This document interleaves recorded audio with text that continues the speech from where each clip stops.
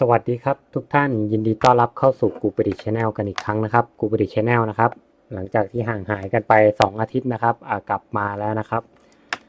ในวันนี้นะครับการกลับมาของกูปดิชนะครับก็ยังอยู่ในเรื่องของ 3D Printer นะครับซึ่งได้มีหลายท่านนะครับแสดงความคิดเห็นกันเข้ามานะครับผ่านทางกูปดิชแนลนะครับในตามคลิปต่างๆนั้นเนี่ยนะครับก็ได้มีอยู่ท่านหนึ่งนะครับสอบถามปัญหาเกี่ยวกับการใช้งานของเจ้าตัว Proximity Sensor มานะครับว่าจำเป็นที่จะต้องต่อตัวต้านทานนะครับ 20K หรือ 10K หรือไม่นะครับซึ่งวันนี้ผมก็จะมาอธิบายเรื่องของการ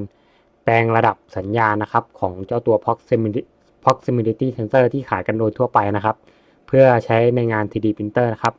เดี๋ยวยังไงนะครับผมจะขอนำทุกท่านนะครับเข้าไปสู่ความคิดเห็นนี้กันเลยนะครับความคิดเห็นนี้นะครับมาจากคุณอุดมพรีเมียมพงพจน์นะครับ99ถ้าอ่านผิดขออภัยนะครับก็ขอสอบถามนะครับเพิ่มนะครับการใช้งาน proximity sensor นั้นเนี่ยนะครับในคลิปที่ผมทำเอาไว้นะครับผมก็ไม่ได้บอกถึงรายละเอียดการแปลงระดับสัญญาณนะครับเพราะว่าเป็นสิ่งที่ผมลืมไปนะครับก็คุณอุดมพรีเมียมนะครับก็ขอคำแนะนำด้วยนะครับผมก็ได้ทั้งขอบคุณสำหรับคำถามแล้วก็ผมนึกขึ้นได้ว่ามันเป็นสิ่งที่ผมพลาดไปจริงๆยังไงก็ต้องขอโทษด้วยนะครับซึ่งในที่นี้ผมก็อธิบายไปค่อนข้างที่จะละเอียดนะครับแต่ถ้าคนที่ไม่เป็นทางไฟฟ้าหรือว่าทางอิเล็กทรอนิกส์เท่าไหร่เนี่ยก็จะไม่ค่อยเข้าใจแล้วก็จะไม่เห็นภาพนั่นเองนะครับซึ่งในที่นี้นะครับคุณอุดมพรีเมียมนั้นเนี่ยนะครับก็จะใช้เป็นตัว proximity sensor ตัวนี้นะครับซึ่งถ้าเราลองเซิร์ชหาดูกันใน Google นะครับหลายๆท่านเห็นหน้าตาแล้วก็จะร้องอ๋อนะครับซึ่งจะอยู่ตามเครื่อง 3D Printer โดยส่วนใหญ่โดยทั่วไปนั่นเองนะครับคราวนี้นะครับผมก็จะมาทำการสอนนะครับวิธีการแปลงระดับสัญญาณนะครับจากสัญญาณนะครับที่ออกมาจากเจ้าสายสีดำนี้นะครับเพื่อที่จะมาเข้าเจ้าตัวบอร์ด Arduino นั่นเองนะครับหรือว่าจะบอร์ดแรมของเรานั่นเองนะครับเดี๋ยวเรามาดูกันเลยในคลิปนี้นะครับผมขอบอกนิดนึงว่าผมอาจจะอธิบายยาวสักหน่อยนะครับแต่ก็คงต้องยาวสักนิดนึงนะครับแต่ถ้าท่านใดจะดูแบบผ่านๆก็สามารถดูได้นะครับเดี๋ยวเรามาเริ่มกันเลยนะครับอันดับแรกนะครับผมจะขอเกริ่นนำสักนิดนึงก่อนว่าเจ้าตัว proximity sensor นั้นเนี่ยผมได้ทำคลิปสอนพูดถึงเกี่ยวกับการใช้งานไปแล้วนะครับในคลิปของการใช้งาน limit switch และการใช้งาน proximity sensor นะครับซึ่งสามารถหาย้อนดูได้ซึ่งในนั้นเนี่ยผมจะบอกอธิบายหมดตั้งแต่สีของสายไฟนะครับแล้วก็การเปิดการปิดนะครับว่าเป็นยังไง NPN หรือ PNP นะครับซึ่งได้อธิบายไปค่อนข้างเยอะเหมือนกันนะครับก็สามารถไปดูได้นะครับอาจจะมีบางส่วนที่ผมไม่พูดถึงก็สามารถไปดูย้อนหลังกันได้นั่นเองนะครับคราวนี้เราจะมาเข้าสู่นะครับวิธีการทำงานหรือว่าการใช้งานนะครับตัวต้านทานเพื่อลดค่าแรงดันนะครับซึ่งในที่นี้นะครับผมขอเกริ่นนำไว้ก่อนว่าเจ้าตัว proximity sensor ที่ผมใช้ตัวนี้เนี่ยนะครับมันเกิดอาการเสียนะครับก็เลยไม่สามารถที่จะต่อวงจรให้ดูแบบครบสำเร็จเรียบร้อยได้นะครับแต่ในวันนี้นะครับผมจะมาทำการวาดแล้วก็บอกว่าของมีอะไรบ้างนะครับเจ้าตัว proximity sensor นะครับเขาก็จะเป็นอันนี้ผมวาดเป็นบล็อกไดอะแกรมนะครับผมก็เขียนว่า prox ก็แล้วกันนะครับ proxy นะครับ proximity sensor นั้นเนี่ยนะครับก็ถ้าเป็นของที่ผมให้ดูจากหน้าเว็บเมื่อกี้ไปนะครับเขาสามารถใช้งานได้ตั้งแต่6โวลต์นะครับจนถึง35โวลต์นั่นเองนะครับคือย่านการใช้งานนั้นเนี่ยค่อนข้างที่จะกว้างนะครับแต่บางรุ่นนะครับอาจจะใช้งานได้เหมือนของผมก็อยู่ที่5โวลต์ถึง24โวลต์นะครับแล้วก็บางรุ่นอาจจะเป็น12ถึง35โวลต์นะครับก็แล้วแต่นะครับแล้วแต่หลากหลายการใช้งานก็ต้องดูกันว่า proximity sensor ของท่านใช้แรงดันไฟได้ย่านไหนบ้างนะครับคราวนี้นะครับเจ้าตัว proximity sensor นั้นเนี่ยนะครับเขาก็จะมีสายไฟอยู่3เส้น2เส้นก็คือเป็นไฟที่เอาไว้เลี้ยงตัว proximity sensor นั่นเองนะครับ ส่วนอีกเส้นหนึ่งนะครับจะเป็นเส้นที่เอาไว้บอกสถานะการตรวจจับว่าตรวจจับเจอหรือว่าตรวจจับไม่เจอนั่นเองนะครับเส้นสายไฟเส้นนี้ก็จะมีเป็นสีดำนั่นเองนะครับสีดำ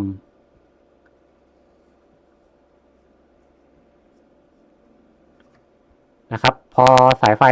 เส้นนี้เป็นสีดำนะครับในกรณีที่เป็นเจ้าตัว proximity sensor ที่ใช้ในเครื่อง 3D printer นะครับที่เราเห็นไปตามหน้าเว็บที่ผมได้เปิดให้ดูไปแล้วเมื่อกี้นั้นเนี่ยนะครับในกรณีที่เขาตรวจจับไม่เจอนะครับไม่เจอก็คือเขาก็จะมีแรงดันไฟเท่ากับแรงดันไฟที่จ่ายให้เจ้าตัว proximity sensor นั่นเองนะครับซึ่งในที่นี้นะครับถ้าเราจ่ายไฟ12โวลต์เข้าไปนะครับเขาก็สัญญาณไฟตรงนี้ก็จะเป็น12โวลต์เช่นเดียวกันนะครับในกรณีที่ตรวจจับไม่เจอนะครับ no detect นะครับผมไม่แน่ใจเขียนถูกป่ะนะครับขออภัยด้วยถ้าเขียนผิดแต่ถ้าตรวจจับเจอนะครับเขาก็จะเป็น0โวลต์นั่นเองนะครับ0โวลต์เขาก็ detect เจอนั่นเองนะครับแต่ถ้าท่านใดบอกว่าท่านใช้ไฟ24โวลต์นะครับตรงนี้เป็น24สัญญาณตรงนี้ก็จะเป็น24โวลต์เช่นเดียวกันนะครับเพราะฉะนั้นถ้าเราใช้แรงดันเท่าไหร่นะครับแรงดันไฟที่ออกมาในเส้นสายสีดำก็จะเป็นเท่านั้นนะครับหรือว่าใกล้เคียงทั้งนี้ทั้งนั้นจะต้องดูชนิดของตัว proximity sensor ด้วยนะครับคราวนี้นะครับเจ้าตัว proximity sensor นั้นเนี่ยนะครับจะไม่สามารถจ่ายให้เจ้าบอร์ดแรมได้เลยโดยตรงนะครับเพราะเนื่องจากว่าเจ้าบอร์ดแรมนั้นเนี่ยนะครับเป็น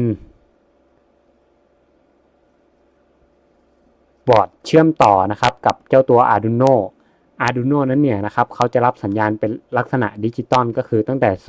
0ถึง5โวลต์นั่นเองนะครับ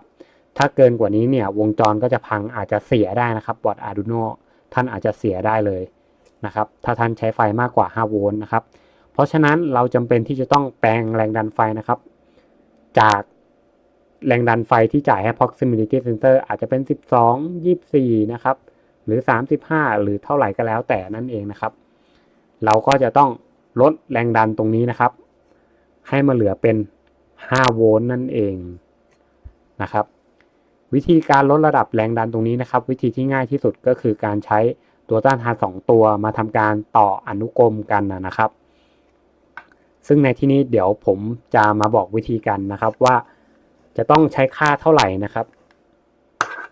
ซึ่งลักษณะการต่อวงจรนะครับเดี๋ยวเรามาดูกันก่อนลักษณะการต่อวงจรนะครับเราจะใช้ตัวต้านทาน2ตัวนะครับตัวบนนะครับเราจะเรียกว่า R1 นะครับคือตัวต้านทานตัวที่1ส่วนตัวด้านล่างนะครับเราจะเรียกว่าตัวต้านทานตัวที่2คือ R2 นะครับตัวต้านทานตัวที่1นะครับผมจะให้เป็นค่า1จุดนะครับ 1.4 K R2 นะครับผมให้ค่าตัวต้านทานตรงนี้เป็น1 K นะครับตรงนี้จะเข้าไปยังบอร์ดแรมนั่นเองนะครับโดยปกติเครื่อง 3D printer ส่วนใหญ่โดยทั่วไปนะครับเราจะใช้แรงดันไฟที่12โวลต์เพราะฉะนั้นเราจะใช้แรงดันไฟที่12โวลต์นะครับเป็นตัวเลี้ยงหรือว่าตัวจ่ายให้กับเจ้าตัว proximity sensor นั่นเองนะครับขานี้เป็นขาบวกขานี้เป็นขาลบนะครับเราจะจ่ายที่12โวลต์เพราะฉะนั้นสายสีดำที่ออกมานะครับตรงนี้ก็จะมีแรงดันไฟเท่ากับ12โวลต์เช่นเดียวกันนะครับพอผ่านตัวต้านทาน2ตัวนี้เสร็จนะครับแรงดันไฟณจุดตรงนี้นะครับก็จะได้เท่ากับ5โวลต์นั่นเองนะครับซึ่งในเว็บในอินเทอร์เน็ตนะครับก็จะมีหลายเว็บไซต์นะครับที่ให้เราสามารถใส่ค่าตรงนี้เข้าไปแล้วก็คำนวณมาให้เสร็จสับนะครับท่านก็ลองสามารถนำค่าตัวนี้เข้าไปใส่ในเว็บก็ได้แล้วก็ทดลองดูนะครับค่าที่ได้ตรงนี้นะครับก็จะเป็น5โวลต์ท่านก็จะสามารถใช้งาน proximity sensor ได้เลยนั่นเองนะครับคราวนี้นะครับผมจะมาสอนวิธีการไปซื้อเจ้าตัวต้านทาน2ตัวนี้นะครับว่าเวลาไปที่ร้านขายอุปกรณ์อิเล็กทรอนิกส์นั้นเนี่ยเราจะต้องบอกเขาว่ายังไงนะครับถ้าเราไปร้านอิเล็กทรอนิกส์นะครับแล้วก็บอก เข้าไปนะครับเขียนค่า R นะครับ 1K นะครับขนาด1/4 วัตต์นะครับค่าผิดพลาด 1% หรือ 5% ก็ได้นะครับในที่นี้ผมเขียน 1% ส่วน R อีกตัวหนึ่งนะครับก็จะเป็น R ค่า 1.4K จะไม่มีขายนะครับเขาจะมีขายเป็น 1.5K เพราะฉะนั้นเราก็จะเป็น R 1.5K นะครับก็สามารถใช้งานได้เช่นเดียวกันนะครับไปบอกเขาอย่างนี้นะครับก็ใช้จริงๆนะครับเพียงแค่อย่างละ1ตัวนะครับตัวหนึ่งก็ไม่เกินบาทหนึ่งนะครับถ้าให้ผมแนะนำก็ซื้อมาเลยสัก10ตัวนะครับอย่างละ10ตัวนะครับก็ไปบอกที่ร้านเขาแค่นี้นะครับก็หลังจากเราได้ค่า R 2ตัวมาเสร็จแล้วนะครับซึ่งในที่นี้ผมจะมาทำการเชื่อมต่อให้ดูนะครับหลังจากที่ไปซื้อเสร็จนะครับเราก็จะได้ตัวต้านทานนะครับออกมา2ตัวลักษณะนี้ในที่นี้ผมพันเอาไว้แล้วนะครับเดี๋ยวในที่นี้นะครับผมจะขอปรับโฟกัสกล้องสักเล็กน้อยนะครับปึ๊บนะครับซึ่งตัวด้านบนนะครับจะเป็นตัวต้านทานขนาด 1.5K นั่นเองนะครับตัวต้านทานตัวด้านล่างนะครับก็จะเป็นขนาด 1K โอห์มนั่นเองนะครับถามว่าทำไม2ตัวนี้ใหญ่ไม่เท่ากันนะครับเพราะว่าตัวด้านบนนะครับเป็นไซส์ขนาดครึ่งวัตต์นั่นเองนะครับตัวเขาจะใหญ่กว่านะครับส่วนด้านล่างนะครับก็จะเป็นขนาด1/4 วัตต์นั่นเองนะครับแต่ในที่นี้นะครับถ้าเป็น1/4 วัตต์เดี๋ยวบางท่านจะแยกไม่ออกอันไหน 1.5K อันไหน 1K ผมก็เลยเปลี่ยนเป็นตัวเล็กกับตัวใหญ่นะครับเพื่อให้ท่านเห็นภาพนั่นเองนะครับจะได้ไม่หลงนะครับห้ามต่อสลับกันโดยเด็ดขาดนะครับเพราะไม่ฉะนั้นแล้วนะครับแรงดันที่ได้นะครับจะออกมาไม่เป็น5โวลต์นั่นเองนะครับในที่นี้ผมก็จะทำการวาดรูปไปให้ดูด้วยนะครับซึ่งด้านบนนะครับผมก็ยึกปึ๊บยึกนะครับลงกราวนะครับ R ตัวนี้นะครับเป็น R1 นะครับขนาด 1.5K โอห์มนะครับ R ตัวนี้เป็นตัวต้านทานตัวที่2นะครับขนาด 1K เพราะฉะนั้นนะครับเราก็จะทำการเชื่อมต่อกันแบบนี้เลยนะครับโดยการพันขาเอาไว้ตรงกลางนะครับเพื่อให้ขาเขาติดกันนะครับสัญลักษณ์ที่ได้นะครับก็จะเป็นแบบนี้เลยนะครับถ้าเห็นภาพชัดเจนนะครับภาพนี้กับภาพในรูปนะครับเพราะฉะนั้นนะครับสายสีดำนะครับที่มาจากเจ้าตัว proximity sensor นั้นเนี่ยนะครับเราจะให้เข้าด้านบนนะครับก็คือ R 1.5K นั่นเองนะครับเราก็จะพันสายไฟเอาไว้แบบนี้นะครับพันสายไฟเอาไว้แบบนี้แต่เนื่องจากในที่นี้นะครับผมไม่สามารถใช้งานเจ้าตัว proximity sensor ได้นะครับผมก็จะทำการจำลองนะครับว่าสัญญาณไฟตรงนี้นั้นเนี่ยนะครับเป็น12โวลต์ที่มาจาก proximity sensor นั่นเองนะครับเดี๋ยวเรามาดูกันนะครับในที่นี้ผมขอใช้ตัวช่วยนะครับก็คือเป็นตัวโฟโตบอร์ดนะครับหรือบางท่านอาจจะเรียกโฟโตบอร์ดนะครับก็แล้วแต่นะครับผมก็จะทำการนะครับเสียบแหล่งจ่ายไฟที่เป็นนะครับขนาด12โวลต์นะครับ2แอมป์นะครับก็คือเสียบหม้อแปลงที่มีขนาดกำลังไฟ12โวลต์นะครับซึ่งเป็นแรงดันกระแสตรงนั่นเองนะครับซึ่งขาด้านบนนะครับขาด้านบนจะเป็นไฟบวกขาด้านล่างก็จะเป็นไฟลบนะครับอันนี้นะครับด้านบนตรงนี้นะครับจะเป็นไฟบวกนะครับเดี๋ยวผมวาดรูปบวกนะครับตรงนี้จะเป็นลบนะครับแบบนี้นะครับแล้วผมก็ทำการต่อเจ้าตัว R นะครับขนาด 1.5K ไปที่ขาไฟบวกนั่นเองนะครับในที่นี้ผมขอดัดขาอุปกรณ์นิดนึงนะครับแล้วก็ส่วน 1K นะครับก็จะต่อไปที่ไฟลบนะครับเพราะฉะนั้นนะครับแรงดันตรงนี้ที่ได้นะครับจะต้องเป็น5โวลต์นั่นเองนะครับจะต้องเป็น5โวลต์เดี๋ยวเรามาดูกันนะครับในที่นี้ผมจะใช้เจ้าตัวดิจิตอลมัลติมิเตอร์นะครับมาแล้วนะครับขอโทษนะครับ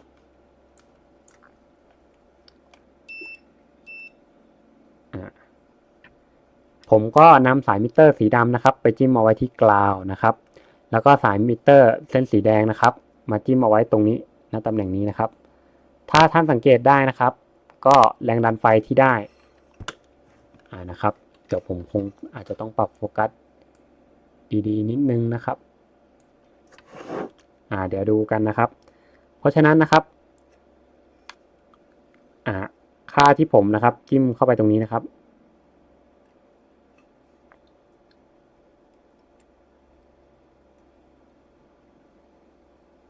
เดี๋ยวรอสักครู่นะครับผมจับมือไม่นิ่งนะครับขอกดเลยกันแล้วกันนะครับค่าแรงดันไฟที่ได้นะครับผมก็จะเป็น 4.9 โวลต์นะครับซึ่งก็สามารถใช้กับเจ้าบอร์ดแรมได้เลยนั่นเองนะครับซึ่งถ้าเราไปวัดไฟนะครับก่อนที่จะผ่านตัวต้านทานมานะครับเราก็จะไปดูกันนะครับว่าเขาเป็นค่าเท่าไหร่นั่นเองนะครับเขาก็จะเป็นค่า 12.22 โวลต์นั่นเองนะครับแต่พอหลังจากผ่านตัวต้านทานตรงนี้ลงมาแล้วนะครับแรงดันไฟก็จะเหลือ 4.9 โวลต์นะครับ 4.89 นะครับก็เป็นระดับแรงดันสัญญาณนะครับที่เจ้าตัวบอร์ดแรมสามารถรับได้นั่นเองนะครับในการเชื่อมต่อก็จะมีเพียงเท่านี้นะครับคราวนี้ผมจะมาทำการเชื่อมต่อบนบอร์ดแรมนะครับซึ่งบนบอร์ดแรมนะครับโดยสายส่วนใหญ่นะครับที่เราใช้พวกลิมิตสวิตช์กันเนี่ยเราก็จะเป็นสายอย่างเงี้ยนะครับเราก็จะต่อ2สายแต่ในกรณีของ proximity sensor นะครับหลังจากที่เราทำการเชื่อมต่อนะครับผมจะสอนวิธีการเชื่อมต่อแบบง่ายๆนะครับไม่ต้องยุ่งยากให้ดูกันนะครับก็คืออย่างนี้นะครับผมจะใช้สายของจริงนะครับสาย2เส้นนี้ก็ให้ต่อไฟเลี้ยงไปนะครับว่าเป็น12โวลต์หรือว่าเป็นกี่โวลต์นั่นเองนะครับ